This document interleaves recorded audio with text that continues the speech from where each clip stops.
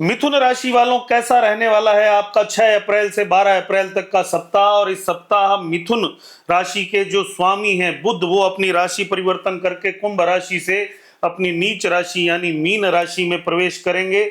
लेकिन कहीं ना कहीं केंद्र में और त्रिकोण में स्थितियां होने से स्थितियों को संभाले रहेंगे। लेकिन बुध की स्थिति क्योंकि खुद ही राहु के साथ है, तो सप्ताह के शुरुआत में चंद्रमा की स्थिति अपनी नीच राशि में, बुध भी अपनी नीच राशि की तरफ जा रहे हैं। भ्रम की स्थितियां बनी रहेंगी, कंफ्यूजन की स्थितियां बनी रहेगी, मानसिक स्थिति जो है इस समय डावाडोल है और आप इस समय निर्णय लेने के, डिसीजन लेने के उसमें बिल्कुल भी नहीं है। तो इसीलिए इस समय टालने की कोशिश करिए। कहीं ना कहीं पारिवारिक के कंफ्यूजन जो है आपस के अंदर विवाद का कारण भी बनेगा। लेकिन आर्थिक स्थितियों के लिए चीजें ठीक दिखती, आर्थिक स्थितियों में समस्याएं नहीं दिखती क्योंकि गुरु इस समय स्थितियों को संभाले हुए हैं आपकी राशि के लिए।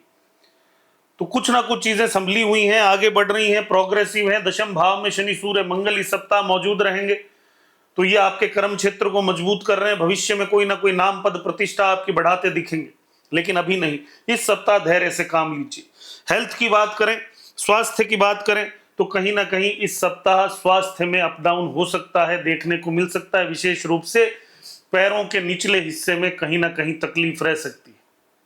माताजी के स्वास्थ्य पर नकारात्मक असर दिखता है।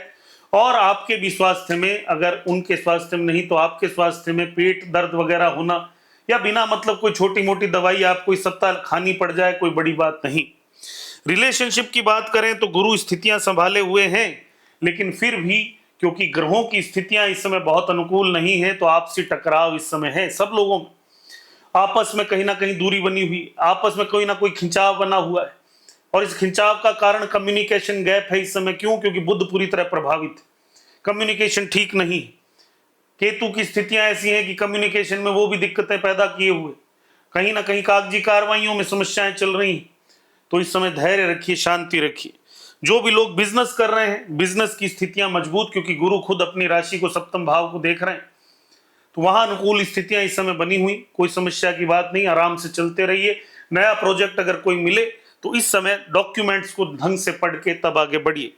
फाइनेंस की, मनी की बात करें, कैरियर की बात करें, तो कैरियर में इस समय उठाव की ओर आपको चीजें आती हुई दिख सकती हैं, आपको सपोर्ट मिल सकता है। अगर आप किसी नई जॉब के लिए तैयारी कर रहे थे, आपको जॉब मिल सकती है, प्रमोशन इत्यादि के लिए चांसेस बन सकते हैं। लेकिन ये सारी ही चीजें इस सप्ताह के शुरुआत में, क्योंकि सप्ताह के अंत में बुध अपनी नीच राशि में प्रवेश करेंगे, तो कहीं ना कहीं आपस में थोड़ी सी समस्याएं बनती दिखेंगी। लेकिन गुरु और बुध के स्थान परिवर्तन का योग बनने से, बुध का नीच भंग होने से आपको और ज्यादा समर्थन मिलेगा। लेकिन बाकी प्लेनेट अच्छी स्थिति में नहीं होने से वाद विवाद की स्थितियां भी लगातार बनी रहेंगी, चाहे वो घर हो या कार्य क्षेत्र। उसके बाद में अगर हम देखें कि मनी की पोजीशन क्या रहेगी, तो जो भी लोग शेयर मार्केट में ट्रेडिंग करते हैं उनके लिए ये समय सामान्य है, कोई बहुत ज्यादा अनुकूल या बहुत ज्यादा प्रतिकूल नहीं।